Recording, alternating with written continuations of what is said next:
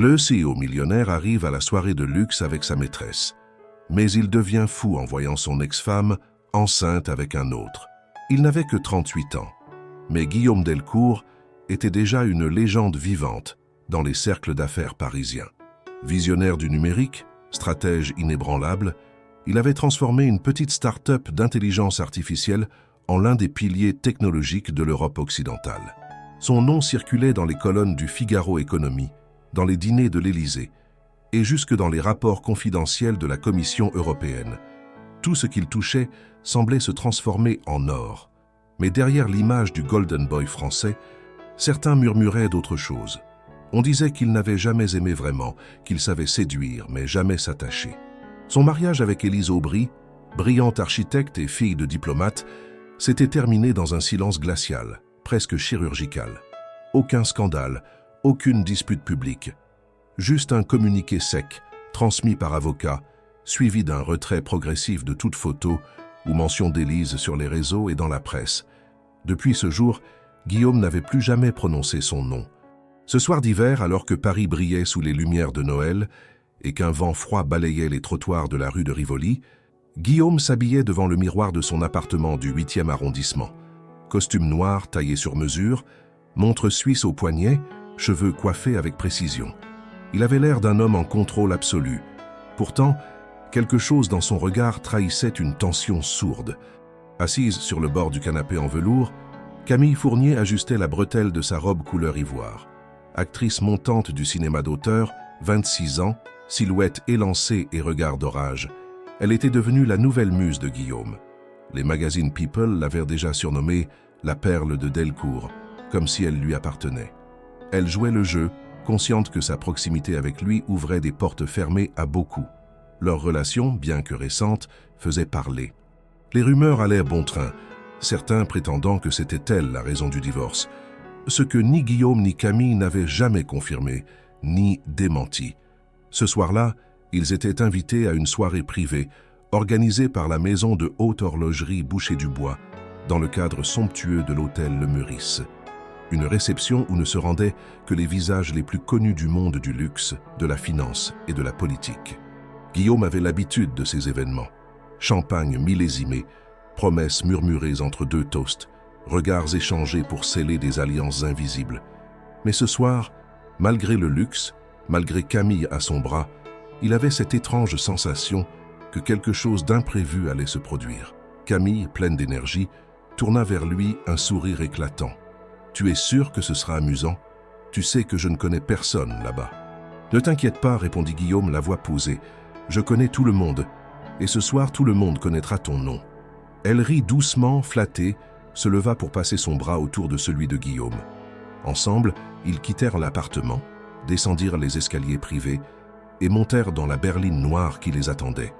La voiture filait à travers les rues illuminées de Paris. Camille regardait les vitrines décorées avec l'émerveillement d'une enfant. Guillaume, lui, restait silencieux, le regard perdu dans les reflets des phares sur les pavés humides. Il avait passé les 10 dernières années à gravir les échelons, à négocier des millions d'euros comme d'autres négociants des taxis. Il n'avait jamais reculé devant un combat, jamais hésité devant un choix stratégique. Mais il avait fui une seule chose, le chaos des émotions. Et pourtant, ce soir, il pressentait que cette armure de contrôle pourrait être fissurée. La berline s'arrêta devant l'entrée principale de l'hôtel Le Meurice. Une haie de photographes s'était déjà formée derrière les barrières de sécurité. Dès que Guillaume et Camille descendirent, les flashs crépitèrent comme une pluie d'étoiles artificielles. Elle sourit, posa une main sur son torse, jouant le rôle à la perfection. Lui, impassible, fit un léger signe de tête à la foule, maîtrisant chaque geste, chaque muscle de son visage. Ils entrèrent dans le hall, où des lustres de cristal suspendus diffusaient une lumière dorée. Des serveurs passaient avec des plateaux de champagne, des invités en smoking discutaient à voix basse autour de vitrines de montres étincelantes. Guillaume salua quelques visages connus, glissa quelques mots à un directeur de fonds, sourit à une députée en vogue. Camille, gracieuse, l'accompagnait comme une ombre élégante. Tout semblait parfaitement orchestré. Une soirée de plus à ajouter à l'album de la réussite. Une image brillante, impeccable. Rien ne laissait présager que cette façade allait, dans quelques instants, se fendre sous le poids d'un souvenir enfoui. car parmi les invités de la soirée, une silhouette attendait. Une silhouette familière. Une femme dont le simple prénom pouvait encore, malgré tout, faire trembler l'empire glacé de Guillaume Delcourt. Élise. Les portes vitrées du salon impérial du Meurice s'ouvrirent dans un souffle feutré, laissant entrer le couple le plus attendu de la soirée. Guillaume Delcourt avançait, le pas mesuré, l'allure souveraine, tandis que Camille Fournier, dans une robe longue aux reflets nacrés, marchait à ses côtés comme une apparition parfaitement orchestrée. Les conversations s'interrompirent à leur passage. Certains baissèrent la voix, d'autres osèrent des sourires approbateurs, et tous observèrent, d'un œil avide, ce retour en scène d'un homme dont la vie privée avait été tenue loin des projecteurs depuis trop longtemps. Leur entrée était calculée mais sans arrogance. Guillaume n'avait pas besoin d'exagérer pour dominer l'espace. C'était sa présence même qui imposait le silence, cette manière de regarder droit devant lui, sans hésitation, comme s'il traversait un champ de bataille plutôt qu'un parterre mondain. Camille, habituée au plateau de tournage plus qu'aux salons aristocratiques, adaptait son jeu. Elle souriait, inclinait subtilement la tête, glissait des salutations à des visages connus ou supposés influents. Mais elle n'était pas dupe. Elle savait que ce soir, c'était lui, Guillaume, que tous étaient venus voir. Ils se dirigèrent vers les hôtes de la soirée. Un couple de collectionneurs suisses mêlés aux héritiers de la maison horlogère. Poignées de main ferme, politesses échangées, compliments sur la réussite, sur le dernier modèle de montre lancé au Japon. Guillaume maîtrisait tout. Il naviguait avec aisance dans ce monde de faux semblants et de contrats tacites. Pourtant, au moment même où il portait à ses lèvres la flûte de champagne qu'on venait de lui remettre, un frisson discret le traversa. Son regard, attiré sans qu'il comprenne pourquoi, dériva vers le fond du salon. Là, parmi un petit groupe de convives, elle était là. Élise. Elle n'avait rien d'une apparition théâtrale, pas de robe exubérante ni d'entrée spectaculaire, mais elle brillait d'une lumière douce, presque dérangeante dans ce contexte de vanité et d'ostentation. Ses cheveux relevés en un chignon sobre laissaient voir la finesse de son cou, ses traits apaisés. Elle portait une robe bleu nuit, simple, élégante, qui épousait doucement la courbe de son ventre arrondi. Car oui, il ne pouvait y avoir de doute, Élise était enceinte. Guillaume s'immobilisa. Le verre resta suspendu entre sa main et sa bouche. Il ne cligna pas des yeux. Pendant quelques secondes, il oublia le monde qui l'entourait. Camille parlait à quelqu'un, riant doucement d'une anecdote légère. Mais Guillaume, lui, n'entendait plus rien. Il ne voyait que cette silhouette familière, presque irréelle, et le détail qui bouleversait tout. La main qu'Élise posait doucement sur son ventre, avec ce geste instinctif et tendre qu'ont les femmes enceintes. À côté d'elle se tenait un homme inconnu, plus jeune, au regard calme, à l'élégance discrète. Il parlait à Élise, écoutait ses réponses, hochait la tête. Il n'y avait rien de démonstratif entre eux, aucun geste déplacé, mais leur proximité trahissait une intimité déjà installée. Ce fut au moment précis où Élise leva les yeux vers lui que Guillaume sentit la brûlure. Pas de colère, ni même de jalousie immédiate, mais une sorte de vide qui l'aspira. Leurs regards se croisèrent. Elle ne sursauta pas. Elle ne détourna pas les yeux. Elle soutint son regard avec une tranquillité presque insolente. Aucune gêne, aucun trouble visible. Juste ce calme profond, presque provocateur, qui le frappa de plein fouet. Cela faisait combien de temps qu'il ne l'avait pas vu? 2 ans? Un peu plus? La dernière fois, c'était dans le cabinet de l'avocat chargé de finaliser les modalités du divorce. Pas de cris, pas de larmes, mais une froideur qui avait gelé toute tentative de dernière parole. Guillaume, à l'époque, pensait qu'il en sortirait libre, léger. Il avait cru que tourner la page suffirait à effacer les lignes. Mais ce soir, en la voyant ainsi, enceinte, paisible, accompagnée d'un autre, il comprenait qu'il ne maîtrisait rien. Il sentit une pression sur son bras. Camille. « Guillaume, tu es ailleurs, non? Je te parle depuis tout à l'heure. » Il détourna les yeux, reprit contenance, força un sourire. « Pardon. » Un instant de distraction. Trop de visages connus, sans doute. Elle le regarda un instant, soupçonneuse, mais n'insista pas. Ils reprirent leur parcours dans le salon. Guillaume échangea quelques mots avec un sénateur, répondit à une question sur le prochain partenariat de sa société, accepta une nouvelle coupe de champagne. Mais son esprit restait fixé ailleurs, sur Élise, sur sa grossesse, et sur ce mystérieux inconnu. Il osa un nouveau regard vers elle. Elle riait maintenant, doucement, la main toujours posée sur son ventre, comme si elle voulait protéger ce qui se trouvait là. Guillaume sentit une bouffée de chaleur l'envahir, comme si le costume qu'il portait était devenu trop étroit, étouffant. Ce n'était pas la grossesse qui le choquait, c'était cette impression déroutante que tout allait bien dans sa vie, qu'elle n'avait pas seulement survécu à leur séparation, mais qu'elle s'en était relevée, et mieux qu'elle s'était épanouie. Il n'avait jamais envisagé cela. Dans ses souvenirs, Élise était restée figée au moment de leur séparation, distante, épuisée, vidée de sens. Il n'avait jamais réfléchi à ce qu'elle pourrait devenir sans lui, et voilà qu'elle apparaissait, non pas brisée, mais renouvelée, autonome, aimée, peut-être. « Guillaume !» murmura Camille, penchée à son oreille. « Qui est cette femme là-bas ? Celle en bleu. On dirait qu'elle te connaît. » Il mit un instant à répondre, puis, dans un souffle maîtrisé, « Une ancienne connaissance. » Il ne voulait pas mentir, mais il ne voulait pas non plus donner des clés qu'il n'était pas prêt à partager. Pas ici, pas maintenant. Camille haussa les épaules, indifférente. Elle n'avait pas vu l'échange de regards. Elle ne connaissait pas l'histoire. Et Guillaume se promit de garder les apparences, du moins pour ce soir. Pourtant, au fond de lui, une certitude venait de naître, violente et irrépressible. Il ne pouvait pas ignorer ce qu'il venait de voir. Il ne pouvait pas faire comme si Élise et cette grossesse ne faisaient pas ressurgir une vérité qu'il avait volontairement enterrée. Il fallait qu'il sache, et pour cela, il allait devoir faire ce qu'il avait toujours évité, s'approcher du passé, l'affronter, en face. Guillaume n'était pas du genre à laisser une question sans réponse, surtout quand celle-ci le concernait aussi intimement. Depuis qu'il avait croisé le regard d'Élise et aperçu l'homme à ses côtés, une agitation sourde ne cessait de monter en lui, masquée sous des sourires de façade et des échanges protocolaires. Mais derrière cette maîtrise millimétrée, son esprit travaillait à plein régime. Qui était cet homme? Que savait-il de lui? Et surtout, depuis quand faisait-il partie de la vie d'Élise? Il attendit le bon moment. Pas une seconde de trop, pas un mouvement précipité. Il s'éloigna légèrement de Camille, prétextant un appel professionnel urgent, et s'isola près d'un coin discret du salon. Il ne décrocha aucun téléphone. Il observa simplement. Élise semblait rayonner d'un calme que Guillaume n'avait jamais vu chez elle auparavant.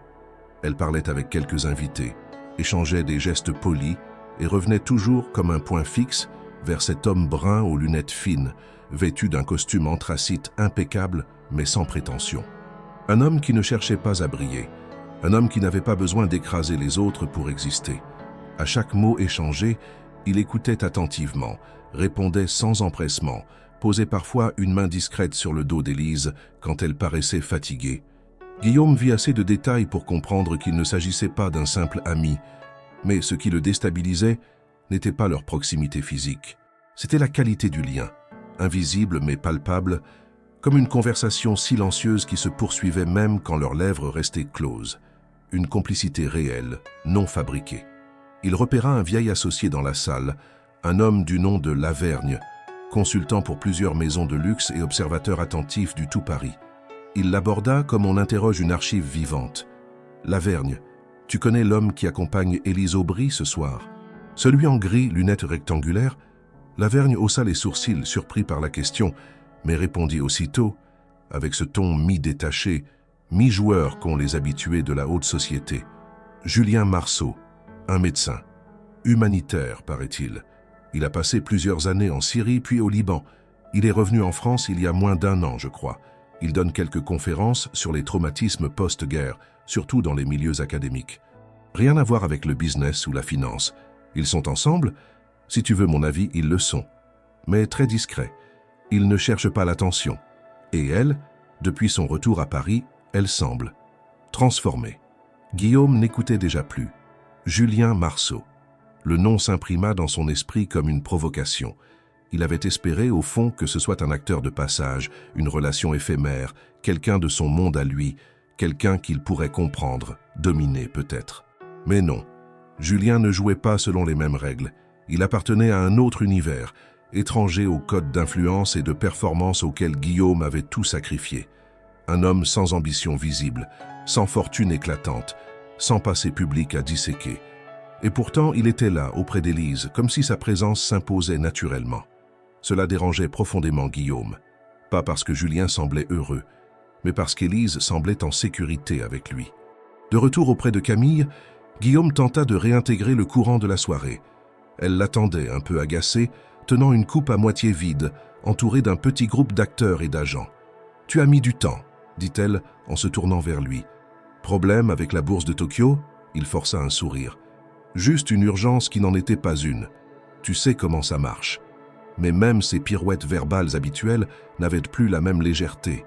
Camille le sentit. Elle plissa les yeux, l'observa plus attentivement. Elle avait appris à reconnaître les failles, même derrière les masques les plus raffinés. « Tu veux qu'on parte ?»« Non, reste encore un peu. Tu dois rencontrer Charles Valette. Il produit un projet qui pourrait t'intéresser. » Elle acquiesça, mais son regard restait méfiant. Guillaume, lui, cherchait à nouveau Élise du regard. Elle parlait maintenant avec une galeriste renommée, tandis que Julien, légèrement en retrait, feuilletait un catalogue d'expositions récentes. Guillaume ne put s'empêcher d'analyser la scène avec une intensité étrange. Ce détachement apparent, cette discrétion, ce refus de prendre toute la place, c'était exactement l'inverse de ce qu'il avait toujours incarné. Il se rappelait ses propres dîners avec Élise, autrefois, toujours en train de consulter ses messages, toujours à parler plus qu'à écouter, toujours à planifier l'après, jamais le présent. Et ce souvenir douloureux s'imposa à lui comme une gifle. Dans leurs dernières semaines ensemble, Élise avait cessé de raconter ses journées. Non par lassitude, mais parce qu'il ne demandait plus rien. Julien, lui, semblait écouter sans effort. Il savait se rendre disponible, sans se mettre en scène. Ce contraste était insupportable. Guillaume sentit en lui une impulsion irrépressible. Il ne pouvait pas rester là, à observer, à deviner. Il avait besoin de vérifier quelque chose. Pas auprès d'un autre, pas par rumeur ou supposition. Il devait la confronter, même brièvement, même si c'était déplacé. Il s'excusa à nouveau auprès de Camille, qui n'essaya même plus de cacher son irritation, et s'éloigna d'un pas décidé vers Élise. Ce n'était ni jalousie, ni nostalgie. C'était plus profond. Une faille qu'il n'avait jamais su refermer, et qui s'ouvrait ce soir dans toute sa brutalité. Car au-delà de l'homme qui l'accompagnait, au-delà même de la grossesse, il y avait cette certitude insidieuse. Élise était redevenue elle-même. Ou peut-être était-elle enfin devenue ce qu'elle aurait toujours dû être. Et lui, Guillaume Delcourt, le grand architecte de réussites impersonnelles, se rendait compte, trop tard, qu'il n'avait jamais vraiment su qui elle était. Mais il allait le découvrir. Ce soir, Guillaume se faufilait entre les invités comme un chasseur silencieux, maîtrisant ses gestes pour ne pas éveiller l'attention, mais incapable de masquer la tension dans ses traits. Il n'était plus le CEO sûr de lui, salué par tous comme un exemple de réussite, mais un homme aux prises avec un passé qu'il avait tenté d'oublier, et qui, ce soir, revenait le frapper avec une précision chirurgicale. Élise se trouvait à quelques mètres à peine, toujours entourée de cette atmosphère sereine qui le déstabilisait plus que tout. Julien, légèrement en retrait, continuait à observer sans jamais imposer sa présence, une posture que Guillaume interprétait autant comme de l'arrogance silencieuse que comme une supériorité tranquille. Quand leurs regards se croisèrent une seconde fois, Élise comprit immédiatement qu'il venait vers elle. Elle ne montra aucun signe de surprise, aucune crispation. Elle redressa simplement les épaules, comme pour accueillir un moment qu'elle savait inévitable. Guillaume s'arrêta à un pas, salua poliment, le ton parfaitement contrôlé. « Bonsoir, Élise. »« Bonsoir, Guillaume. » Un silence s'installa, bref mais lourd de signification. Julien les observait, le regard calme, sans hostilité. Élise tourna légèrement la tête vers lui. « Julien, je te présente Guillaume Delcourt. » Elle avait prononcé son nom sans hésitation, sans ironie ni froideur excessive. C'était un fait, rien de plus. Julien tendit la main à Guillaume avec une courtoisie simple. « Enchanté, Élise m'a parlé de vous. » Guillaume accepta la poignée de main. Ferme mais pas agressive. Il remarqua que Julien ne cherchait ni à dominer la scène, ni à jouer un rôle. Il était là, présent mais sans compétition. Cela aurait pu le rassurer. Cela l'agaça davantage. « Et vous, vous êtes médecin. Je travaille principalement dans les zones de conflit. Je suis revenu en France depuis quelques mois. » Guillaume hocha la tête, feignant l'intérêt. Il n'était pas venu pour discuter du travail humanitaire d'un inconnu. Son attention revint immédiatement vers Élise. Elle semblait à l'aise, droite, et pourtant une vigilance subtile traversait ses yeux. Elle savait que cette conversation ne serait pas anodine. « Tu es radieuse, dit-il finalement, en glissant un regard vers son ventre. « Merci. La grossesse me va bien, paraît-il. » Il y avait dans sa voix une touche d'ironie discrète, mais aucun sarcasme. Guillaume hésita un instant avant de répondre, pesant chaque mot. « Je ne savais pas que tu attendais un enfant. Tu ne m'as pas vraiment posé de questions ces derniers temps. » Il se sentit piqué, mais ne laissa rien paraître. À quelques mètres de là, Camille les observait, seule, un verre à la main, le regard rivé sur eux. Elle avait perçu le changement d'atmosphère et ne faisait plus semblant d'être absorbée par la conversation des producteurs. « Et combien de temps ?» Il laissa volontairement la phrase en suspens. Élise comprit, bien sûr.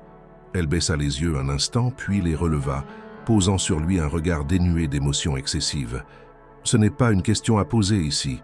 Tu ne crois pas ?» Julien restait silencieux. Il n'intervenait pas, mais sa présence suffisait à rappeler que ce n'était plus une conversation à deux. Guillaume prit une inspiration lente. Le parfum du champagne, des fleurs, du parquet ciré, tout lui semblait soudain écœurant. Il tenta de reprendre le dessus. « Je voulais seulement te dire que je suis heureux pour toi. » Élise le remercia d'un signe de tête, sans sourire.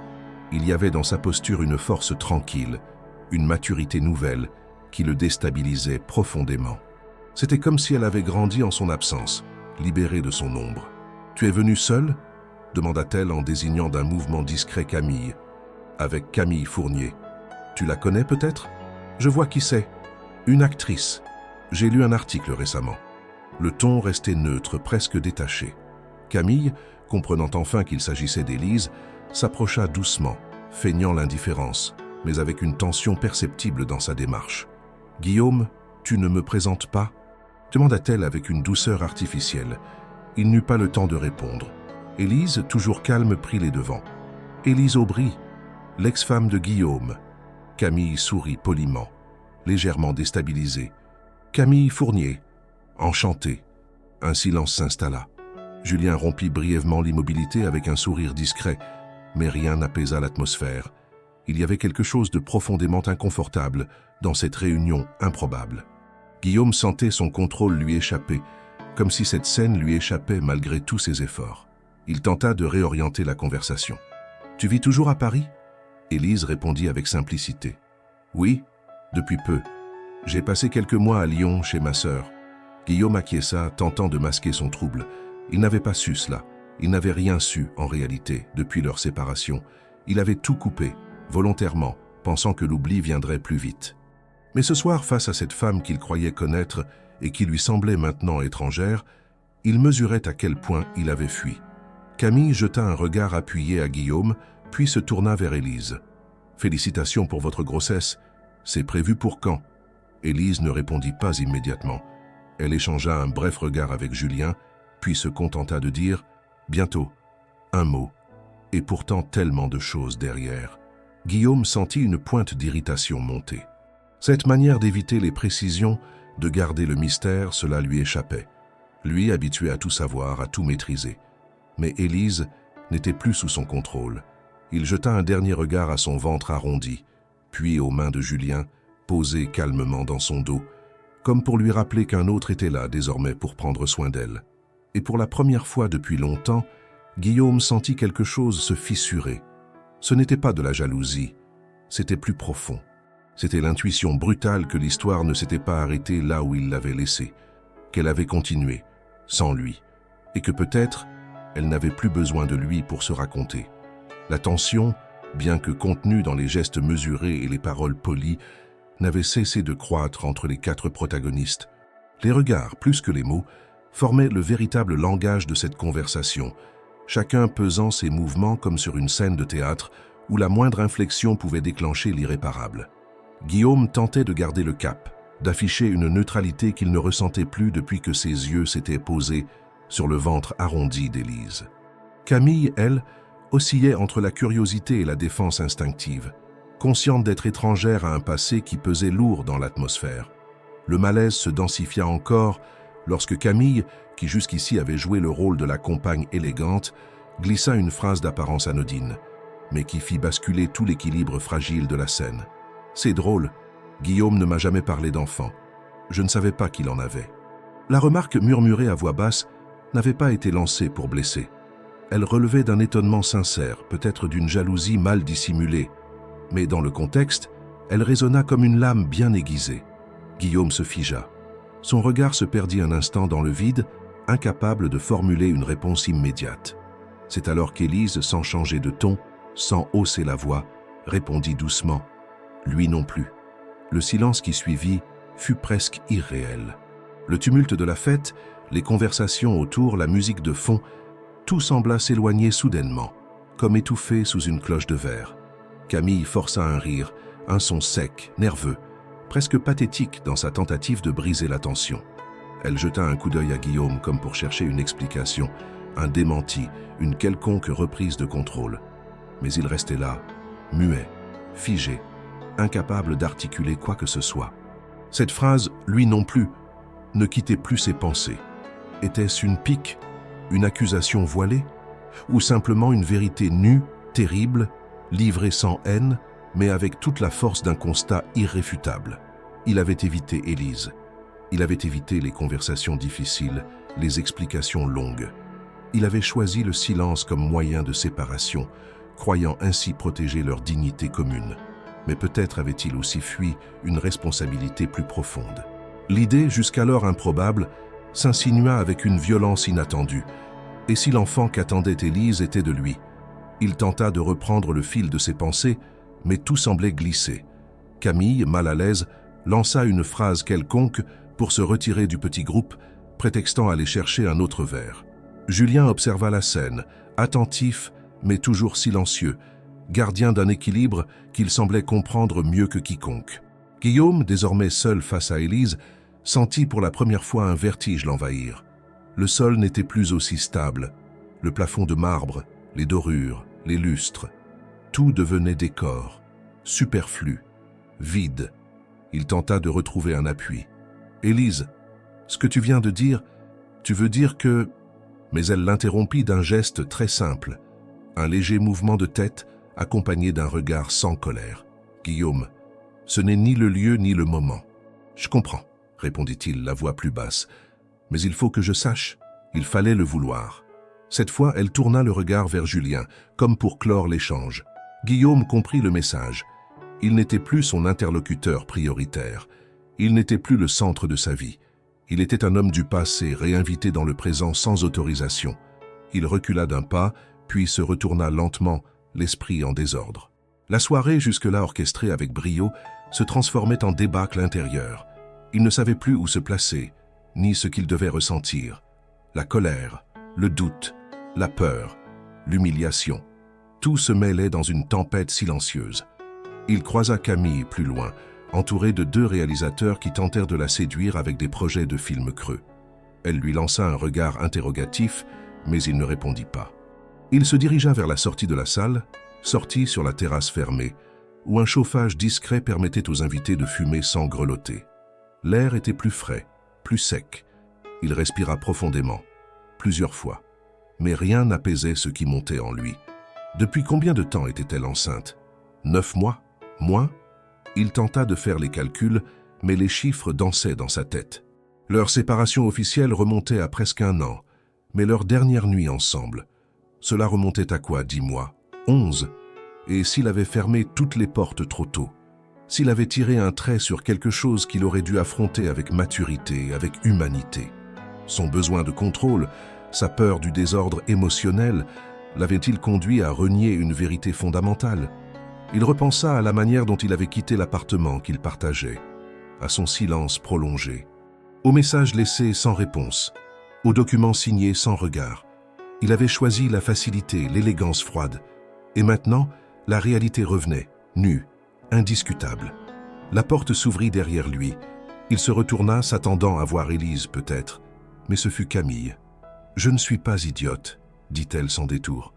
Guillaume ne répondit pas. « Cette femme, c'est ton passé.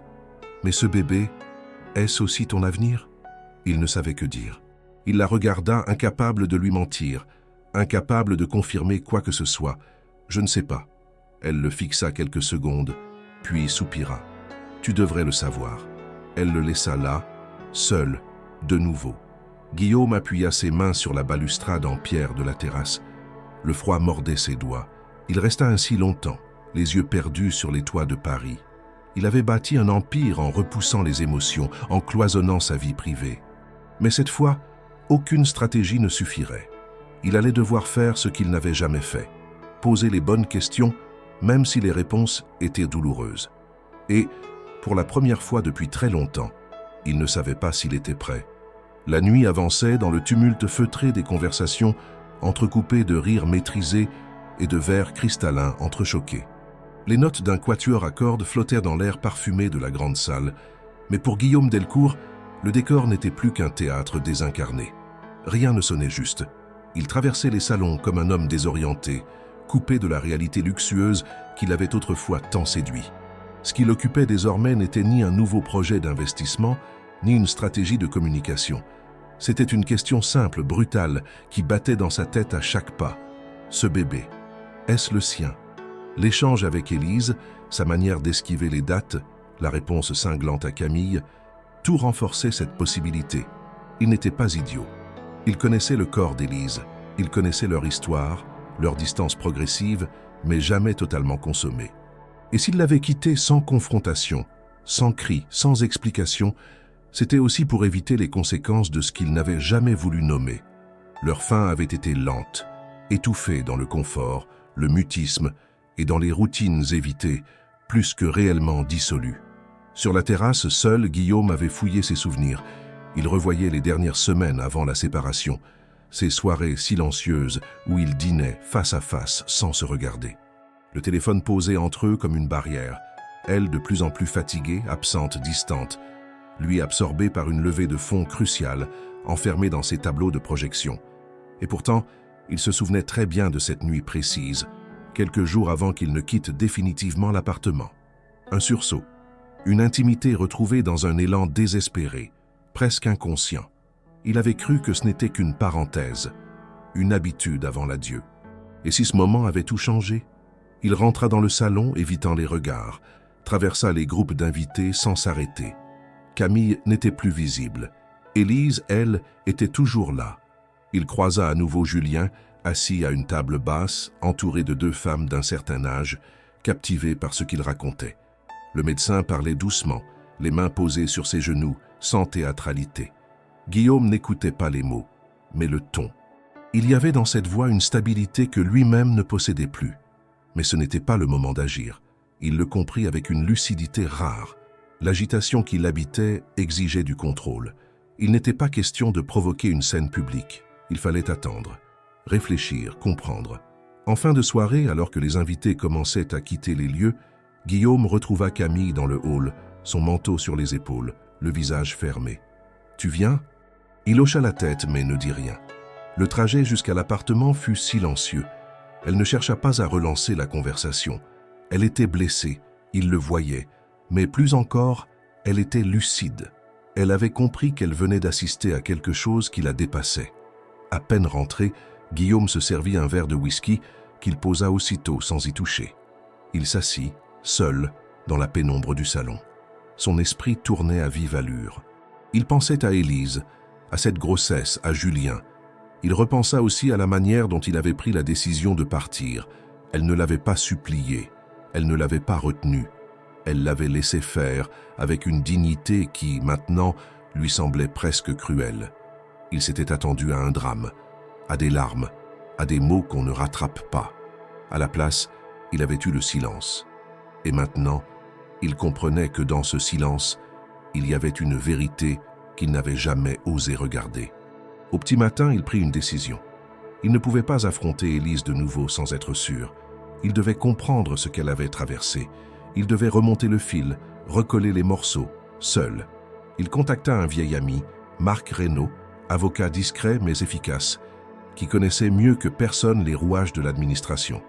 Il lui demanda un service, retrouver tout ce qui concernait Élise Aubry depuis leur divorce. Déménagement, interruption d'activité, démarche médicale. Rien d'illégal, simplement de l'information. 3 jours plus tard, il reçut un dossier mince, précis. Il l'ouvrit avec une certaine appréhension. Élise avait quitté Paris 2 semaines après la signature du divorce. Elle s'était installée à Lyon, chez sa sœur cadette Marie Aubry. Aucune activité professionnelle déclarée pendant les 4 premiers mois. Puis, un engagement bénévole dans une association d'aide aux réfugiés. C'est là qu'elle avait rencontré Julien Marceau, selon les registres de l'organisation. Il y avait des attestations de missions communes, des déplacements à Lille, à Marseille, puis un retour à Paris. Ensemble. Mais ce n'est pas ce qui capta l'attention de Guillaume. Parmi les pièces, un document médical attira son regard. Une ordonnance datée de 8 mois et demi auparavant, émise par un gynécologue de Lyon. En y regardant de plus près, il vit une mention. Date estimée du début de grossesse, 12 semaines avant la visite. Guillaume saisit un calendrier. Il fit les calculs. La date correspondait au tout dernier jour de leur cohabitation. Il sentit le sol s'ouvrir sous ses pieds. Il ne s'arrêta pas là. Il contacta le laboratoire indiqué, prétextant vouloir compléter des informations. À force de persuasion, et en usant de son nom bien connu dans les sphères administratives, il obtint un duplicata du dossier. Le résultat sanguin confirmait ce qu'il redoutait et espérait à la fois. Le groupe sanguin du fœtus, compatible uniquement avec le sien. Il n'y avait plus de doute. Le bébé qu'Élise portait était le sien. Il resta immobile longtemps, fixant le dossier posé sur son bureau. Tout ce qu'il avait fui, tout ce qu'il avait évité, lui revenait maintenant de façon implacable. Ce n'était pas une hypothèse ni une projection, c'était un fait. Et ce fait changeait tout. Mais pourquoi Élise avait-elle gardé le silence? Pourquoi ne pas l'avoir informée dès les premières semaines? Pourquoi avoir choisi Julien? Était-ce une protection? Une manière de se reconstruire? Ou un refus définitif de partager la parentalité avec lui? Guillaume n'avait plus le choix. Il allait devoir lui parler. Pas pour exiger quoi que ce soit, mais pour comprendre. Et peut-être assumer ce qu'il avait laissé derrière lui. Le dossier médical posé en évidence sur le bureau de Guillaume semblait brûler la surface du bois poli. Chaque ligne, chaque date, chaque chiffre confirmait une vérité désormais impossible à ignorer. L'enfant qu'attendait Élise était bien le sien. Ce constat, froid et irrévocable, frappait Guillaume avec la force d'un verdict rendu sans appel. Mais il savait que ces documents, aussi officiels soient-ils, ne suffisaient pas. Ce qui restait à comprendre ne se trouvait pas dans un relevé de laboratoire, mais dans les silences accumulés, les gestes manqués, et surtout dans cette frontière invisible qu'Élise avait élevée entre eux depuis leur séparation. Il lui fallait la voir, non dans un contexte mondain ni à travers les regards indiscrets d'un événement public. Il voulait une conversation réelle, loin des masques, loin des convenances. Il voulait entendre ce qu'elle avait à dire, et peut-être, pour la première fois depuis longtemps, entendre ce qu'il n'avait jamais pris le temps d'écouter. Il envoya un message bref, sans détour. Il ne tenta ni flatterie, ni justification. Il demanda simplement quelques minutes, dans un lieu neutre, un café qu'ils avaient fréquenté autrefois, près des quais de la Seine. Élise répondit 2 heures plus tard. Une phrase simple. Demain, 17 heures. Pas plus de 20 minutes. Le lendemain, Guillaume arriva en avance. Il s'assit à une table isolée, dos à la baie vitrée, le regard perdu sur le va-et-vient des passants. Le vent de décembre faisait voler les écharpes, les feuilles mortes tourbillonnaient sur les trottoirs. Dans cette agitation urbaine, il cherchait un point d'ancrage, quelque chose à quoi se raccrocher, mais tout en lui flottait entre culpabilité, appréhension et cette étrange sensation de vide que seule la vérité peut provoquer. Élise entra sans fracas, vêtue d'un manteau en laine gris clair, les traits fatigués mais sereins. Elle s'approcha sans sourire, sans hostilité non plus. Elle s'assit face à lui, ôta ses gants lentement, puis croisa les mains sur la table. Guillaume, pour une fois, ne sut par où commencer. Il la regarda longuement, espérant que le simple échange de regards suffirait à installer un pont. Mais Élise n'était plus cette femme en attente de réponse. Elle était devenue une muraille douce mais inébranlable. « Merci d'être venu, dit-il enfin. « Je n'ai pas grand-chose à dire, répondit-elle. Mais je suppose que tu as des questions. Il hocha la tête, cherchant ses mots. Le bébé, il est de moi, n'est-ce pas? Elle ne détourna pas les yeux. Elle ne sourit pas. Elle acquiesça. Simplement. Oui, le soulagement, paradoxalement, fut accompagné d'une douleur sourde. Ce n'était plus une supposition, c'était un fait. Mais au lieu de lui donner une forme de pouvoir, cette vérité le mettait face à son absence, à ses choix passés. « Pourquoi ne m'as-tu rien dit ?» demanda-t-il, presque à voix basse. Élise prit un moment avant de répondre. Elle regardait la rue à travers la vitre, comme si les mots devaient d'abord traverser une couche de silence ancien. Parce que je savais comment tu réagirais. Tu aurais voulu gérer la situation, transformer cette grossesse en données, en événement à contrôler. Tu aurais tout fait pour que ça ne vienne pas déranger ta vie, ton image, ton ascension. Guillaume sentit la morsure de la vérité dans ses paroles. Il ne nia pas. Il la laissa continuer. Je n'avais pas la force de vivre ça comme un affrontement. J'avais besoin de calme, de silence, de protection. Et je ne savais pas si tu serais capable de m'en offrir. Alors j'ai choisi de me taire. Il ne savait pas s'il devait s'excuser ou se défendre. Les deux options semblaient vaines. Il opta pour l'honnêteté brute. Tu as raison, j'aurais probablement tout gâché. J'ai toujours cru que les émotions devaient être gérées comme un plan d'affaires. Elle eut un rictus à peine perceptible, plus triste qu'amusé. Et c'est précisément pour ça que je ne t'ai rien dit. Un silence s'installa. Guillaume regardait ses mains. Lui qui contrôlait toujours ses gestes, ses postures, se sentait maintenant étranger à son propre corps. Il releva les yeux. « Julien est au courant ? Depuis le début ?» Et il a accepté de « oui », sans poser de conditions. Il m'a juste dit qu'il serait là si j'avais besoin. Il ne voulait pas remplacer personne, il voulait juste aider. Guillaume détourna le regard un peu trop brusquement. Cette réponse pleine de simplicité lui rappelait cruellement ce qu'il n'avait jamais su offrir. Un amour sans stratégie, une présence sans calcul. « Je veux faire partie de sa vie », murmura-t-il. « Je ne suis pas venu exiger quoi que ce soit. Je veux comprendre et réparer si je peux. » Élise le regarda longuement puis se pencha légèrement vers lui. « Réparer quoi exactement? Le temps perdu? Les décisions que tu as prises sans moi? L'absence? Le silence? Guillaume, on ne répare pas une fuite en recollant les morceaux. On fait mieux ou on s'éloigne. Et si je veux faire mieux ?» Elle sembla hésiter. Puis elle répondit calmement. « Alors tu devras le prouver. Pas par des mots, pas par des grands gestes, par une constance. Une présence, une implication réelle, pas pour sauver ton image, pas pour apaiser ta conscience. Pour elle, pour cet enfant. » Il acquiesça lentement. Il savait qu'elle avait raison. Ce n'était pas une question de rattrapage, c'était une autre voie, à inventer. « Je suis prêt à faire ce qu'il faut. » Elle le regarda encore, longuement. Puis, elle sortit une photo de son sac, une échographie. Elle la posa devant lui. « Voilà ce que tu as manqué. Mais il est encore temps de ne pas manquer la suite. » Guillaume prit la photo entre ses mains. Un choc. Ce n'était pas seulement une image, c'était un lien, enfin visible, entre lui et une vie qu'il avait ignorée. Il sentit ses doigts trembler. Il ferma les yeux une seconde. Quand il les rouvrit, Élise s'était levée. Elle remit ses gants, boutonna son manteau puis le regarda une dernière fois. « Tu sauras où me trouver. Mais si tu reviens, fais-le pour elle, pas pour toi. » Elle quitta le café sans un mot de plus. Guillaume resta là, seul, la photo dans les mains, le cœur lourd mais pour la première fois depuis longtemps, tourné vers quelque chose de plus grand que ses regrets. Le lendemain matin, Paris s'éveillait dans une lumière grise, filtrée par les nuages bas d'un hiver sans éclat. Pour Guillaume, cette journée marquait une rupture silencieuse. La conversation avec Élise tournait encore dans sa tête comme une ritournelle impossible à chasser. Il s'était attendu à une confrontation, à des reproches, à une colère rentrée. Mais ce qu'elle lui avait offert était bien plus déroutant. Une vérité nue, posée avec calme, sans haine, mais implacable. Et dans cette vérité, il n'y avait pas de place pour les justifications ou les repentirs spectaculaires, seulement pour les actes. Mais le monde extérieur, lui, n'attendait pas que Guillaume Delcourt ait réglé ses affaires personnelles. Au contraire, il s'apprêtait à lui rappeler violemment qu'il n'était pas un homme ordinaire, qu'il vivait sous les projecteurs, même quand il ne voulait plus briller.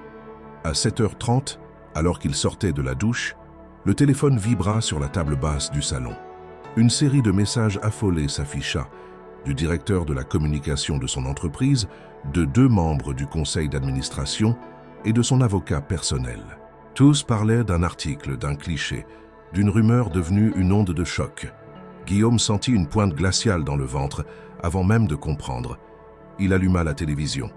Sur une chaîne d'information continue, un bandeau rouge défilait sous le visage crispé d'un journaliste de société. Guillaume Delcourt et son ex-femme Élise Aubry réunis à une soirée de gala. une grossesse au cœur d'un scandale. L'écran afficha alors une photo, prise la veille au soir, manifestement volée par un photographe indiscret.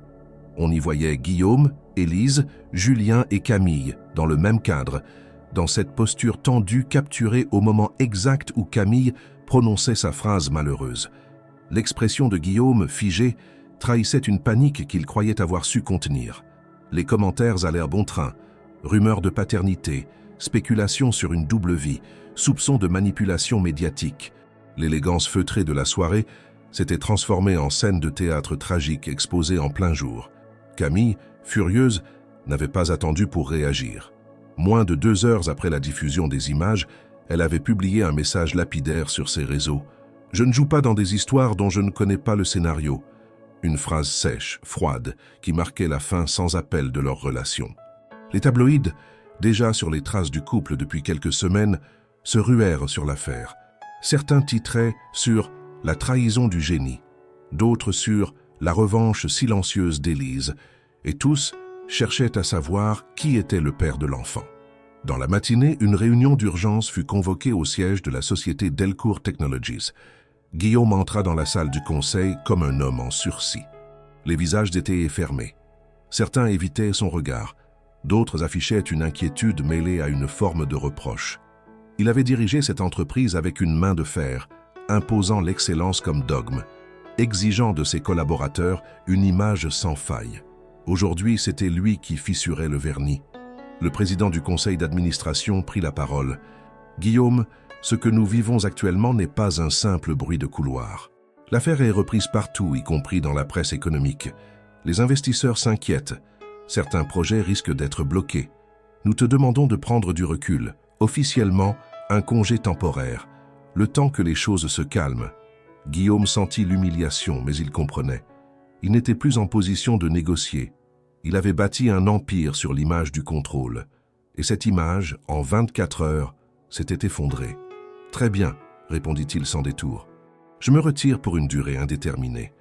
Mais je resterai disponible pour tout ce qui est stratégique. » « Non, Guillaume. Un vrai retrait. Total. » Il encaissa. Il se leva, serra les mains avec froideur, puis quitta la salle sans un mot de plus. À peine sorti, son téléphone sonna encore. Des journalistes, des avocats, des amis inquiets. Il coupa l'appareil. Ce n'était pas le moment de parler. C'était le moment d'écouter. Enfin, pendant les jours qui suivirent, il resta chez lui, coupé du monde, refusant toutes les sollicitations. Il avait toujours cru que l'inaction était une forme de faiblesse, mais cette fois, le silence devenait une nécessité. Il relut plusieurs fois les documents liés à la grossesse d'Élise, observa l'échographie, se remémora chaque détail de leur dernière conversation. Puis il reprit contact avec Marc Reynaud, son ami avocat, pour lui demander un nouveau service. Organiser un rendez-vous avec Élise, à son initiative à elle, sans interférence. Mais c'est Élise qui prit les devants. Un soir, alors qu'il finissait de relire un article de presse particulièrement cruel, il reçut un message bref. « Demain, 15 heures. Square Trousseau. Discret. » Le lendemain, il s'y rendit, vêtu simplement, sans chauffeur, sans costume. Le square était calme, bordé d'arbres nus et de bancs vides. Élise l'attendait, assise sous un arbre, son manteau fermé sur son ventre arrondi. Il s'approcha, s'assit à côté d'elle, en silence. « J'ai vu ce que la presse a dit, » dit-elle sans préambule. « Je ne voulais pas ça. Je sais, ce n'est pas toi que je blâme. Mais c'est moi qui l'ai déclenché, en étant là, en n'évitant pas la rencontre. Non, Élise, c'est moi qui ai déclenché tout ça, en étant absent trop longtemps. » Elle hocha lentement la tête. Le silence entre eux n'était plus pesant. Il était juste. Guillaume sentit que quelque chose, enfin, s'était aligné. Pas une réconciliation, mais une compréhension mutuelle. « Que vas-tu faire maintenant ?» demanda-t-elle. « Je vais faire ce que je n'ai jamais su faire, rester, être là, sans tout diriger, juste apprendre à être. » Elle le regarda avec une intensité calme. « Si tu veux faire partie de cette histoire, il faudra accepter qu'elle ne tourne plus autour de toi. J'en suis conscient. Julien restera présent. Je ne suis pas là pour le remplacer. » Elle se leva, le regarda droit dans les yeux. « Alors c'est peut-être un commencement, mais ce sera à toi de prouver que tu ne vas pas fuir cette fois. » Il hocha la tête. Il ne demanda rien de plus. Elle s'éloigna, laissant Guillaume seul dans le froid du square. Mais pour la première fois depuis longtemps, il n'avait plus froid. Il avait perdu son entreprise, sa compagne, sa réputation. Mais il savait ce qu'il voulait reconstruire. Pas un empire, une présence. Le retrait de la scène publique, imposé d'abord par le conseil d'administration et renforcé par la tempête médiatique, aurait pu détruire Guillaume. Il avait bâti sa vie adulte autour d'une seule idée, le contrôle. Contrôle de l'image, des décisions, des risques, des émotions. Mais ce retrait soudain, cette mise à l'écart brutale, fit surgir en lui un espace de réflexion qu'il n'avait jamais osé habiter. Isolé de la pression des actionnaires, des contrats à signer, des galas, des conférences et des deals sous silence, il se retrouva seul face à lui-même. Et face à une vérité encore incomplète, il savait maintenant qu'il était le père, mais il ignorait encore tout de ce qu'Élise avait traversé. Ce n'était pas de la simple curiosité. C'était un besoin viscéral de comprendre, non pas pour revenir dans sa vie comme avant, mais pour saisir comment une relation pouvait se décomposer au point de rendre logique le choix du silence. Pourquoi n'avait-elle pas tenté de lui dire dès les premières semaines? Pourquoi était-elle partie sans rien exiger? Pourquoi avait-elle accepté de porter ce poids seule, sans alerter, sans provoquer, sans s'appuyer sur ce qu'il restait de leur histoire? Il décida de retourner à Lyon, seul, sans prévenir personne. Il voulait voir de ses yeux, parcourir les lieux où Élise avait reconstruit sa vie. Il savait qu'elle avait logé chez sa sœur Marie, qu'elle avait été prise en charge par un service hospitalier dans un établissement public discret. Là-bas, il ne chercha pas à la suivre, ni à se renseigner sur elle par des moyens détournés. Il prit contact avec Marie, en personne, demandant simplement à la rencontrer. Elle accepta, non sans réticence. Dans un café calme, Marie Aubry arriva, méfiante mais polie. Elle lui ressemblait un peu dans les gestes, les inflexions de voix, mais son regard était plus dur, forgé par une volonté de protéger sa sœur. « Pourquoi maintenant ?» demanda-t-elle, après les salutations d'usage. « Parce que maintenant je suis capable d'écouter, et surtout parce que je veux comprendre. » Comprendre quoi? Que tu l'as laissé dans le silence pendant des mois, et que maintenant que la presse s'empare de l'affaire, tu veux corriger le tir? Non, je veux juste savoir ce que j'ai refusé de voir. Marie, après un long silence, accepta de parler. Elle raconta, sans enjoliver, le départ précipité de Paris, le mutisme d'Élise pendant les premières semaines, les nausées, les insomnies, la perte de poids, l'incertitude, la peur de devoir élever un enfant seul, la difficulté à obtenir un suivi médical adéquat dans une autre ville, les refus de répondre aux questions de leur entourage, et surtout, le moment où Élise avait décidé de ne rien lui dire à lui. Elle ne t'a pas détesté, tu sais. Elle t'a effacé. C'est pire. Elle a préféré tout reconstruire à partir de zéro plutôt que de continuer à t'attendre. Et Julien? Elle l'a rencontré à l'association. Ils ont commencé à travailler ensemble. Il n'a jamais forcé les choses. Il était juste là, comme un point fixe. Quand elle a fini par lui parler de la grossesse, il lui a dit qu'il ne serait pas un obstacle, ni un sauveur, juste un appui. Et elle a accepté. Guillaume écoutait sans interruption.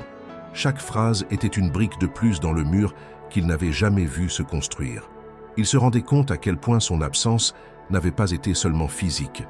Il n'avait pas été là pour poser les bonnes questions. Il n'avait pas vu la fatigue d'Élise, sa fragilité, ses appels silencieux, à une attention qu'il ne savait plus offrir. Il avait été si absorbé par son monde, par ses chiffres, par sa réputation, qu'il avait réduit leur relation à une parenthèse qu'il pensait refermer proprement.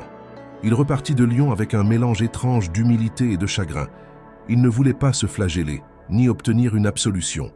Ce qu'il désirait maintenant, c'était bâtir autre chose, à partir des débris, mais avec lucidité, sans prétendre que tout pourrait être réparé comme avant. Il comprenait que la confiance ne se demandait pas, elle se méritait, et surtout, elle se reconstruisait à partir de gestes répétés, jamais de mots grandiloquents. De retour à Paris, il reprit contact avec Élise, cette fois sans proposition directe. Il envoya un message court. « J'ai parlé à Marie, je sais un peu mieux. Si tu veux qu'on parle, je suis là. Si tu préfères le silence, je respecterai. » Elle mit 2 jours à répondre, puis elle lui proposa de passer chez elle un après-midi pour discuter sans filtre. Guillaume, tendu mais déterminé, s'y rendit à pied. Ce n'était pas un rendez-vous, c'était une chance.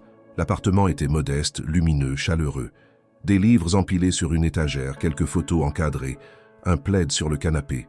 Rien de démonstratif, rien de figé. Élise le reçut sans formalisme. Elle avait changé dans sa manière d'occuper l'espace, dans sa façon de parler, plus posée, moins dans la retenue. Ils s'assirent à la table de la cuisine comme deux étrangers qui partagent une histoire commune, mais ne savent plus par où commencer. « J'ai vu Marie, dit-il doucement. Je sais. Elle m'a parlé de toi, de ce que tu as traversé, de ce que je n'ai pas vu. Ce n'était pas ton rôle de voir. Tu n'étais déjà plus là, Guillaume. Et j'ai compris que je ne devais pas attendre que tu reviennes pour faire ce qu'il fallait. Mais tu aurais pu me dire, me prévenir.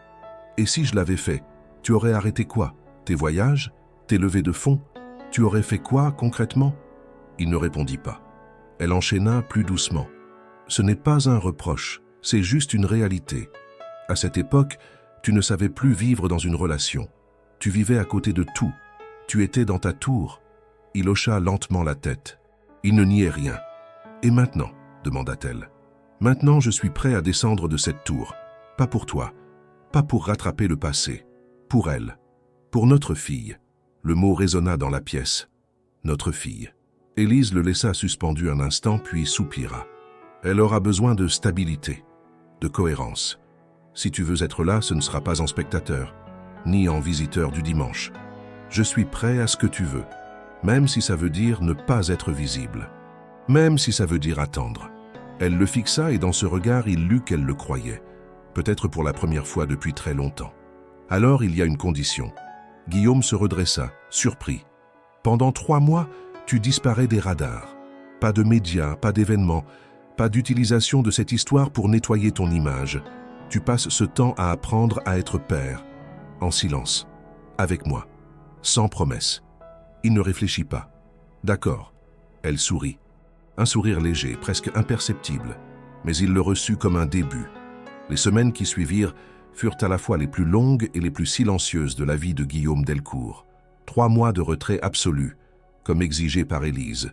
3 mois sans projecteur, sans publication, sans réunion, sans stratégie. Il ne répondait plus aux sollicitations, avait confié à un directeur adjoint la gestion temporaire de la société, ignorait les alertes financières et se tenait à l'écart de toute activité publique. Pour beaucoup, c'était une disparition volontaire, interprétée comme une retraite stratégique ou une forme de honte temporaire. Pour lui, c'était une initiation brutale à une réalité qu'il avait trop longtemps méprisée. L'apprentissage du temps long, du silence utile, de la présence invisible. Il ne vivait pas encore avec Élise, mais il venait régulièrement, sans annoncer son arrivée dans la presse ni en faire une posture. Il accompagnait Élise à ses rendez-vous médicaux, attendait parfois des heures dans les couloirs avec un calme qu'on ne lui connaissait pas. Il posait peu de questions, écoutait beaucoup, il observait comment elle interagissait avec les autres, avec le personnel de santé, avec les femmes dans la même situation. Elle ne se plaignait jamais, elle souriait rarement. Mais dans son regard, quelque chose avait changé. Elle n'attendait plus la preuve, elle constatait la constance. Julien était toujours là, mais à distance. Il ne tentait pas d'occuper un rôle, ni d'en défendre un. Il savait qu'il avait été un pilier dans une phase où tout pouvait s'écrouler. Et il savait aussi reconnaître avec une élégance rare le moment de se retirer sans s'effacer. Il continuait à envoyer des messages, à venir de temps en temps, mais il laissait à Guillaume l'espace dont il avait besoin pour trouver sa place. Pas en rival, mais en témoin bienveillant d'un rééquilibrage légitime. Un soir de mars, alors que Paris commençait à se dépouiller lentement de l'hiver, Guillaume fut invité à dîner chez Élise. Un vrai dîner, pas un échange formel. Il avait acheté du pain frais, un bouquet de tulipes, et un livre pour enfants qu'il avait trouvé en librairie sans trop savoir pourquoi. Élise le reçut sans tension, sans mise en scène. La table était déjà dressée, le repas simple mais chaleureux. Ils mangèrent en parlant peu. Puis, une fois la vaisselle rangée, elle l'invita à s'asseoir dans le salon. « Je pense qu'il est temps qu'on parle sérieusement », dit-elle en s'installant face à lui. Guillaume sentit immédiatement que ce moment n'était pas une évaluation, mais une bascule. Il acquiesça, prêt. « Tu as tenu ta promesse, » dit-elle. « Tu es venu. Tu es resté discret. Tu n'as pas cherché à te racheter par des gestes grandiloquents. Tu as été là. Et je ne te cache pas que je ne m'y attendais pas. » Il resta silencieux. Il savait qu'interrompre maintenant serait une erreur. Mais il faut que tu comprennes quelque chose d'essentiel. Être le père de cet enfant, ce n'est pas seulement signer un papier. Ce n'est pas être présent pendant la grossesse et disparaître après. Ce n'est pas être là une semaine sur 2. Ce n'est pas offrir un prénom ou un héritage. C'est tout recommencer. Depuis toi. Guillaume sentit les mots résonner en lui avec une brutalité désarmante. Pas une brutalité hostile, mais une lucidité crue. Il s'était préparé à assumer un rôle. Mais elle lui demandait de devenir un homme nouveau. Et non pas pour elle, mais pour l'enfant. Pour Clara, comme ils avaient commencé à l'appeler, sans qu'il sache si c'était définitif ou provisoire. « Je suis prêt », dit-il simplement. « Tu crois l'être, mais l'enfant qui va naître ne se souciera pas de ton passé. Elle ne te demandera pas de compte sur ton succès. Elle n'aura pas besoin de ton prestige. Elle aura besoin de toi à 3 heures du matin, quand elle pleurera sans raison. Elle aura besoin de ta patience, de ton épaule, de ta maladresse même. Elle aura besoin d'un homme qui ne sait pas, mais qui apprend. » Il hocha la tête, profondément touché. « Et moi, poursuivit-elle, je n'ai pas besoin d'un partenaire. Je n'ai pas besoin d'un ancien mari reconverti en ami dévoué. J'ai besoin d'un coparent, d'un adulte qui comprend que ce qui commence maintenant n'a rien à voir avec ce que nous avons vécu avant. » Il inspira lentement. « Alors dis-moi ce que je dois faire. Je ne cherche pas à récupérer ce que j'ai perdu. Je veux construire ce que je n'ai jamais su bâtir. Il n'y a pas de plan, pas de tableau de bord. Il y aura des jours où je te détesterai, des nuits où tu voudras fuir, des décisions qu'on ne prendra pas à 2. Il faudra tenir. » Guillaume se leva, fit quelques pas, puis revint vers elle. « J'ai quitté l'entreprise, définitivement. Je vais l'annoncer bientôt. Je veux être là pour cette première année, entièrement, sans échappatoire. » Élise le regarda longuement. Elle ne posa pas de questions. Elle comprit que ce n'était pas une déclaration pour impressionner, mais une décision mûrie dans le silence. « Et ta réputation? Tes actionnaires? Ils survivront. Ce que je ne survivrai pas, moi, c'est de rater ce que j'ai encore à vivre. Je n'ai plus envie de courir derrière le vide. » Elle s'approcha alors, posa sa main sur la sienne. Un contact simple, humain, sans ambiguïté.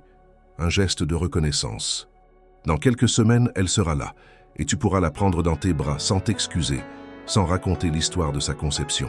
Tu seras juste là, et ce sera déjà énorme. » Ils restèrent ainsi un moment, silencieux, les mains jointes, loin des drames, des éclats, des médias. Il n'y avait plus de justification à produire, plus d'images à sauver. Il ne restait que 2 êtres fatigués, lucides, prêts à accueillir un 3e. Ce soir-là, Guillaume rentra chez lui sans allumer la télévision, sans consulter ses mails, sans penser au lendemain. Il s'allongea sur le canapé et ferma les yeux. Pour la première fois depuis longtemps, il n'avait rien à prouver, seulement à attendre et à être prêt.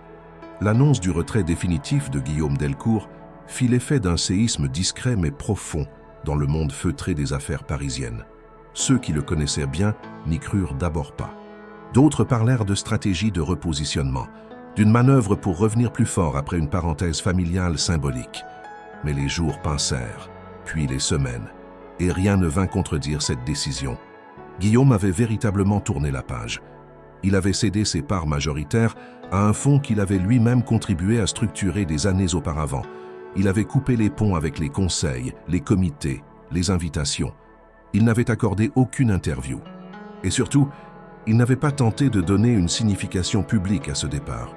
Il l'avait fait sans bruit, pour une raison que peu pouvaient le comprendre. Être présent pour Clara sans rien attendre en retour. Pendant ce temps, Élise entrait dans la dernière ligne droite de sa grossesse. Son corps fatigué trahissait les efforts d'un quotidien désormais concentré sur l'essentiel.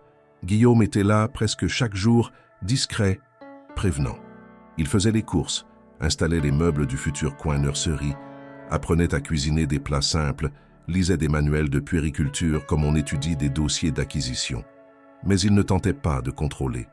Il découvrait. Leur relation, elle aussi, s'était transformée. Ils ne parlaient plus du passé. Ils vivaient le présent, dans une forme de cohabitation ponctuelle et évolutive. Il ne dormait pas chez elle, mais parfois, tard le soir, il restait sur le canapé, écoutant Élise lui parler de ses inquiétudes, de ses doutes, de la peur d'accoucher, seule ou accompagnée. Jamais elle ne lui avait promis qu'ils redeviendraient un couple, et jamais il ne le lui avait demandé. Leur dynamique s'était détachée des modèles traditionnels. Ils étaient autre chose, pas des ex, pas des partenaires, pas des amants, des parents en devenir, et cela suffisait. Un jour d'avril, alors que le ciel de Paris s'était enfin débarrassé de son voile hivernal, Élise proposa à Guillaume une promenade dans le jardin du Luxembourg. Elle marchait lentement, son ventre imposant contraignant son allure. Il l'accompagnait sans hâte, adaptant son pas au sien. Sur un banc à l'ombre d'un marronnier, elle s'assit et lui tendit un sac. « Ouvre ». Il obéit, découvrant à l'intérieur un carnet noir, relié de cuir. En l'ouvrant, il découvrit une série de notes, de dessins, de pensées datées. Des écrits qu'Élise avait commencés peu après leur séparation. Elle y avait consigné ses émotions, ses peurs, sa solitude, ses colères, mais aussi l'éveil de la maternité, les premiers mouvements de Clara, ses échographies, ses rendez-vous, ses nuits d'insomnie. Je ne voulais pas te raconter tout ça en mots. Je ne sais pas si j'aurais pu, mais je voulais que tu saches. Si tu veux vraiment connaître notre fille, commence par comprendre ce que j'ai vécu sans toi. Guillaume referma le carnet avec lenteur, le tenant contre lui comme un objet sacré.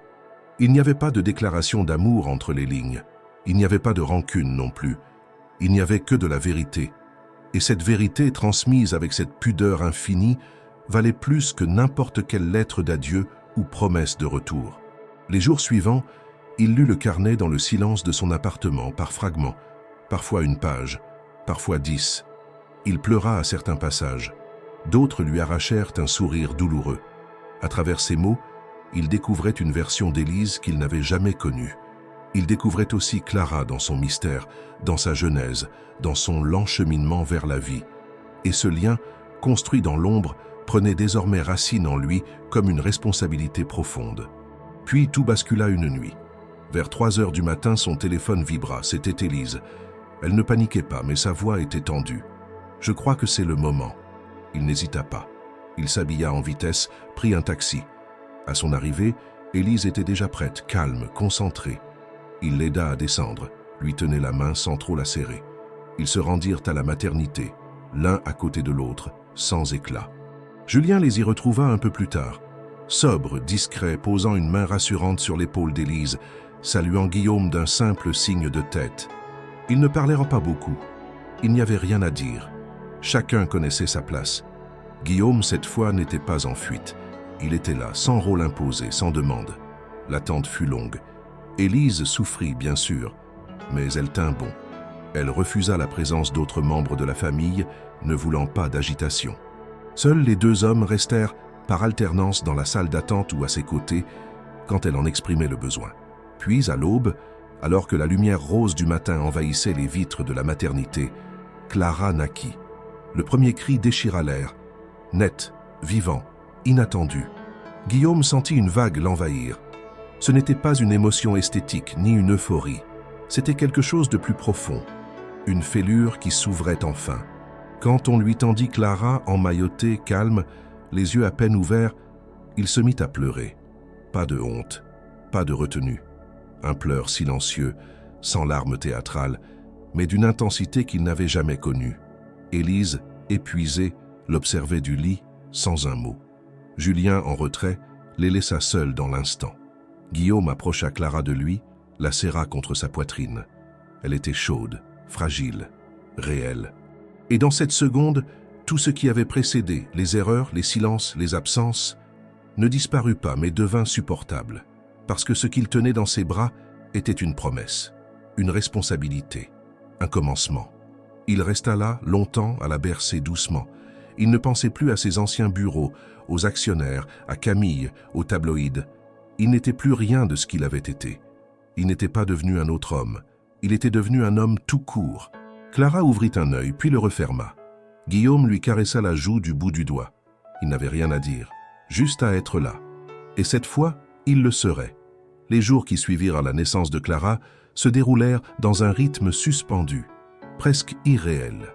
Pour Guillaume, ce furent les premiers jours d'une vie nouvelle, débarrassée des objectifs, des échéances, des réunions calibrées à la minute près.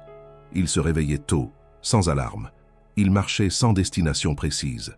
Il mangeait peu, mais avec attention.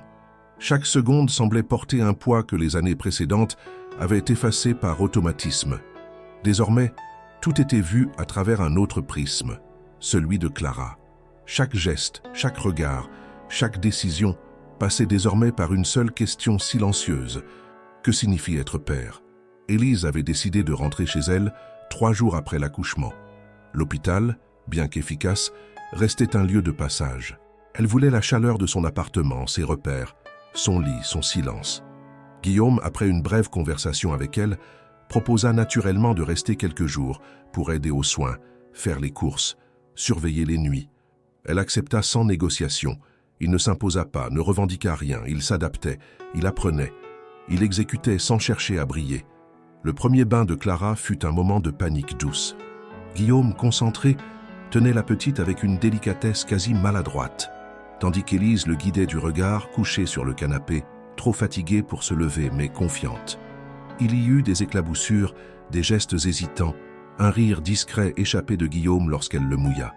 Puis il la posa sur la serviette et la sécha lentement, les mains tremblantes, comme si le moindre faux mouvement pouvait la briser. Mais elle ne pleura pas.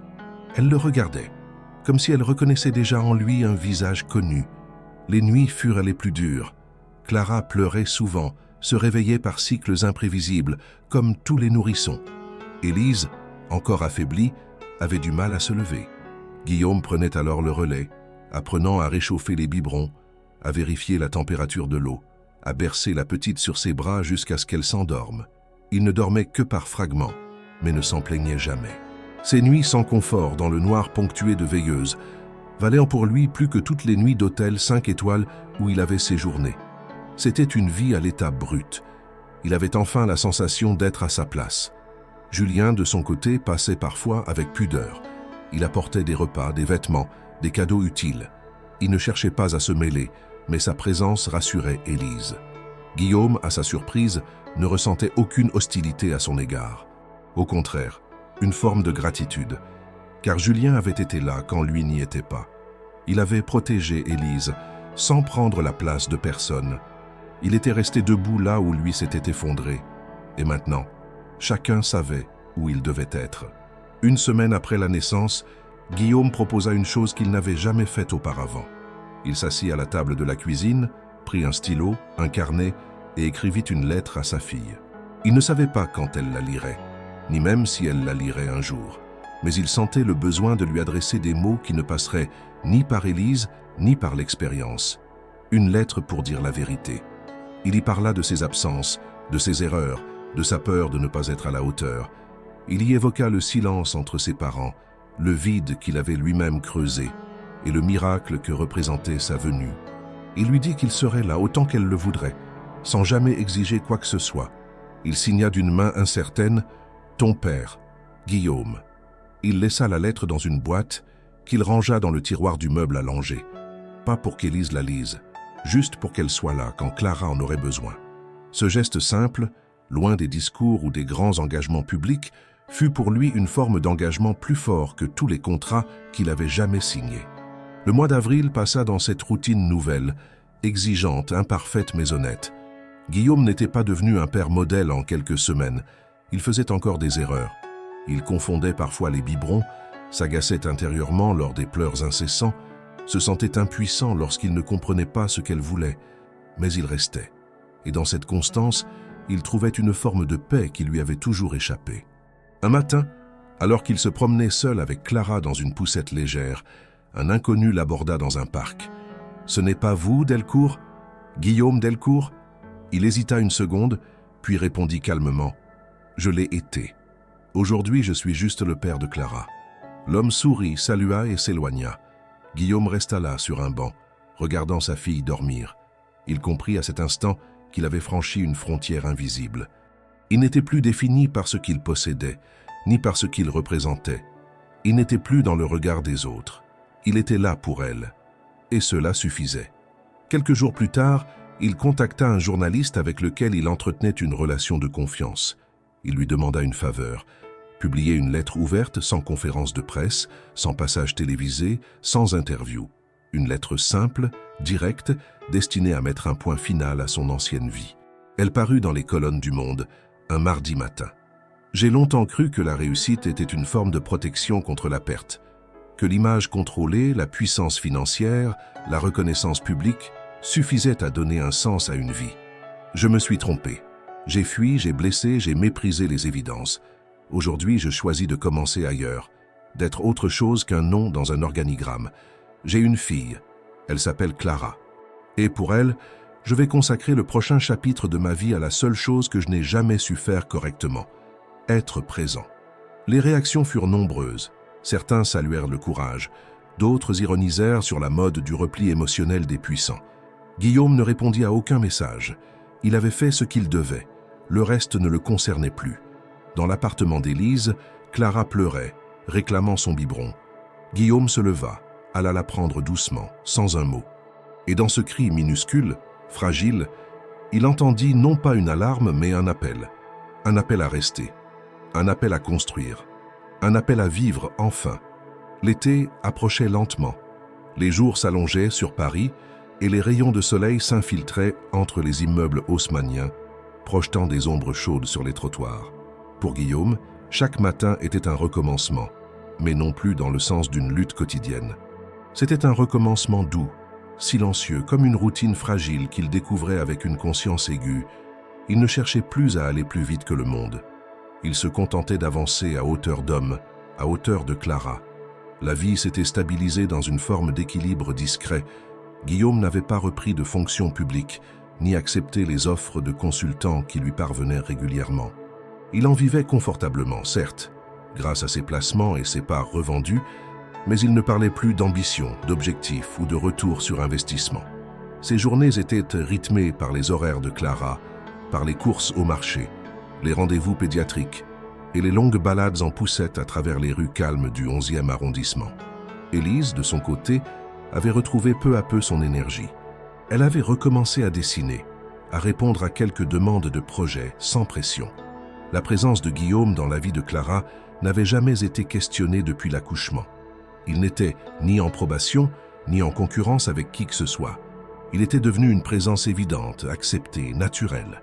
Il dormait encore chez lui, mais passait la majorité de ses journées à l'appartement d'Élise, et parfois y restait le soir, quand les nuits étaient trop agitées pour qu'un simple relais suffise. Un jour, alors qu'il rentrait d'une promenade matinale avec Clara, Élise l'attendait dans la cuisine. Sur la table, un dossier beige fermé sans titre. Elle l'invita à s'asseoir, puis lui tendit l'enveloppe sans un mot. Il la regarda, interrogatif. Elle croisa les bras, comme pour se protéger de ce qu'elle allait lui dire. « C'est le document officiel de reconnaissance de paternité. Je l'ai signé. Il ne manque que ta signature. » Il resta immobile un instant, surpris par le calme de l'instant. Pas d'éclat, pas de cérémonie. Juste un acte posé, réfléchi, chargé de sens. « Tu es sûr ?» demanda-t-il, bien qu'il en connaisse déjà la réponse. « Oui, tu n'as jamais utilisé Clara pour réhabiliter ton image. Tu ne m'as jamais demandé de revenir. Tu ne m'as jamais imposé de rythme ni de direction. Tu as été là. Tu es resté. Et surtout, tu l'aimes, sans condition. Ce n'est pas ton nom qui compte, c'est ta présence. » Il ouvrit l'enveloppe, sortit les feuillets, les parcourut des yeux. Tout était en règle. Il prit le stylo posé à côté et signa lentement, avec la gravité d'un homme qui sait ce que signifie l'engagement. Il rendit le document à Élise. Elle le plia, le rangea, puis le posa sur une pile de papiers administratifs, comme un acte parmi d'autres, mais pas comme un banal formulaire. Puis elle s'approcha, prit Clara dans ses bras et la déposa doucement contre le torse de Guillaume. « Tu es officiellement son père, dit-elle, mais en vérité tu l'étais déjà depuis longtemps. » Guillaume embrassa le front de sa fille. Elle souriait, les yeux à demi fermés, la bouche entr'ouverte, paisible. Il sentit dans ce contact une confirmation muette. Il n'avait rien forcé. Il avait mérité sa place. Les jours qui suivirent furent emplis d'une sérénité inattendue. Julien annonça qu'il repartait en mission humanitaire en Afrique du Nord. Il était venu dire au revoir à Élise et Clara dans un échange sobre, sans promesse ni tristesse exagérée. Il savait qu'il avait accompli ce qu'il devait et que son rôle n'était plus celui d'un soutien permanent. Guillaume l'avait remercié en privé. Entre les deux hommes, il n'y avait jamais eu de rivalité. mais une forme de reconnaissance implicite que peu d'hommes savent se donner sans parole. Camille, elle, réapparut dans les médias quelques semaines plus tard, au bras d'un réalisateur allemand. Les magazines la présentaient comme récupérée, plus épanouie que jamais. Guillaume, tombant sur un article dans un kiosque, le lut sans amertume. Leur histoire appartenait à un autre chapitre. Elle aussi avait fait ses choix, et il n'était plus dans le sien. Il tourna la page du journal et continua sa promenade avec Clara, endormie contre sa poitrine. Un soir, Élise invita Guillaume à dîner en terrasse. Clara dormait, bercée par les sons lointains de la ville. Le vin était léger, les plats simples. Ils ne parlèrent pas de projet. Ils ne parlèrent même pas de Clara. Ils parlèrent d'eux, non comme d'un couple ni comme d'un passé commun, mais comme deux êtres qui avaient traversé un naufrage sans se noyer. « Je ne sais pas ce que nous sommes, » dit-elle en observant les passants. « Moi non plus, » répondit-il. « Mais je sais que je suis bien là. Moi aussi. » Ils restèrent là, en silence, à regarder la ville vivre. Il n'y avait plus de rêve à rattraper, ni de promesses à tenir. Il n'y avait que ce présent étrange et doux, fait de doutes et de certitudes mêlées. Quelques jours plus tard, dans un carnet qu'il tenait désormais pour lui-même, Guillaume écrivit « Je n'ai pas reconstruit ce que j'ai perdu. J'ai construit ce que je n'avais jamais eu. Et c'est peut-être ça, la vraie réussite. » Et quand il releva les yeux, Clara le regardait.